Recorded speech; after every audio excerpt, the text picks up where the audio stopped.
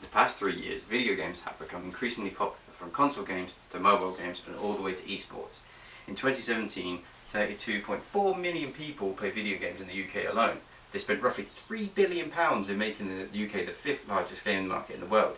In 2018, 27% of gamers aged 18 or younger were exposed to all types of games, including violent and shooter games. This has developed a huge discussion on whether the games are affecting young people and they turn them into violent criminals.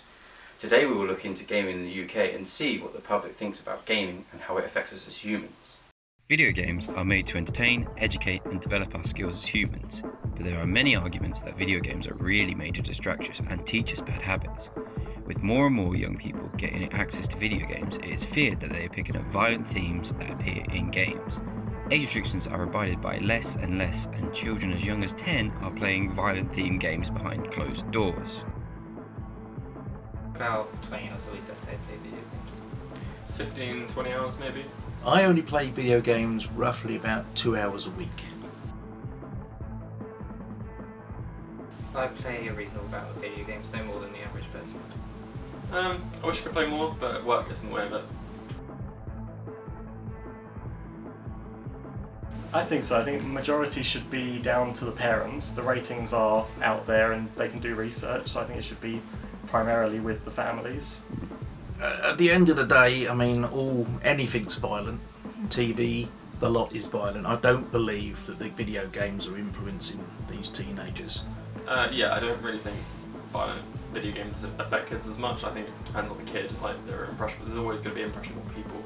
The copycat effect is widely known and is the main way it is believed that young people get their bad behaviours. It is believed that young people play violent games and copy what they see in real life.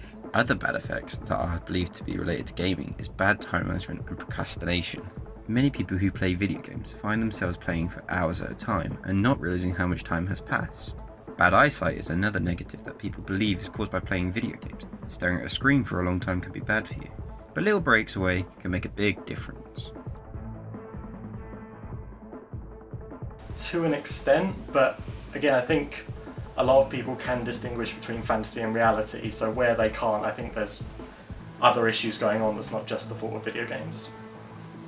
Very young people may, but I would have thought anyone over the age of 12 would realise what reality really is now and try not to do that.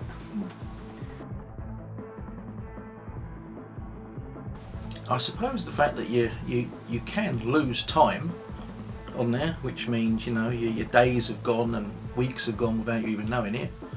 There's also the issue with arthritis through keeping your hands in those positions all the time. Most common would probably be addiction, especially for certain types of games that might include the highs of like gambling, that sort of thing. I think that's the biggest concern. I mean, you can get addicted to pretty much anything, so again, it just depends on the person. Like, more people are susceptible to it than others. There's always been stuff that teaches negative effects. TV, movies, books. I choose it to de-stress. I have quite a stressful engineering job and I find that it's quite relaxing. It's an outlet and a relaxant mainly. Even the more stressful or competitive games is still more relaxing than just sitting there, and it keeps the brain active. It's better than just blindly watching TV or something like that. For me, it's a source of entertainment, it's a way to pass the time, and I think I agree with most other people, it can be like a sociable event, like you play games with friends, multiplayer. While it is believed that there are many negative effects of gaming, there are some good ones that people use in everyday life. Hand-eye coordination is something that you develop while playing video games, as your hands are navigating around a controller while your eyes do not move from the screen in front of you. Hand-eye coordination is also used when typing on a computer. Your fingers type on the keyboard while your eyes stick to the screen.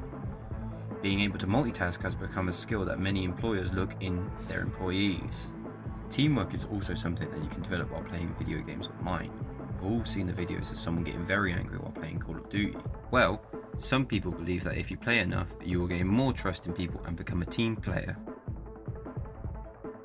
It relaxes me on there and I can then refocus. Enjoyment, I think, has helped my reaction and motor skills a fair bit.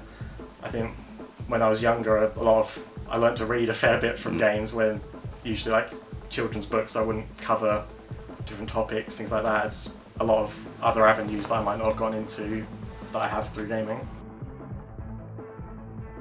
Absolutely, yeah. I think obviously some games much more than others, but there's definitely things that have positive effects, like like reading, comprehension, problem solving, like puzzles, games are really good for that sort of thing.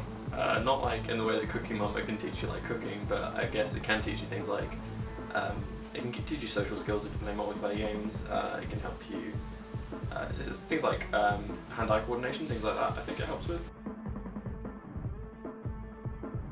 I don't know. It's just the enjoyment of playing the game for a while. I don't get the opportunity nowadays to play as long, but no, again, going back to that bit where I find it relaxing and I enjoy the game.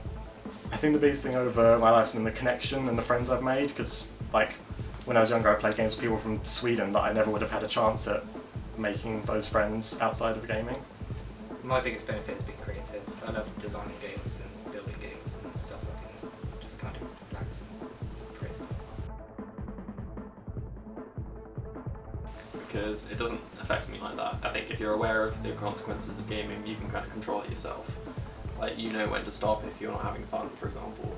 Because I think a lot of the negative talk is trumped up. If you can understand the risks inherent and accept them, then I don't think there's a huge risk in indulging in those games. There are a lot of negative and positive effects of gaming, but it's how players view these effects that determine whether they are good or bad. The debate will never be over, as there is always new studies happening on the topic. Gaming has changed the way humans spend their time and learn new skills, and there are still many years ahead of the industry to change.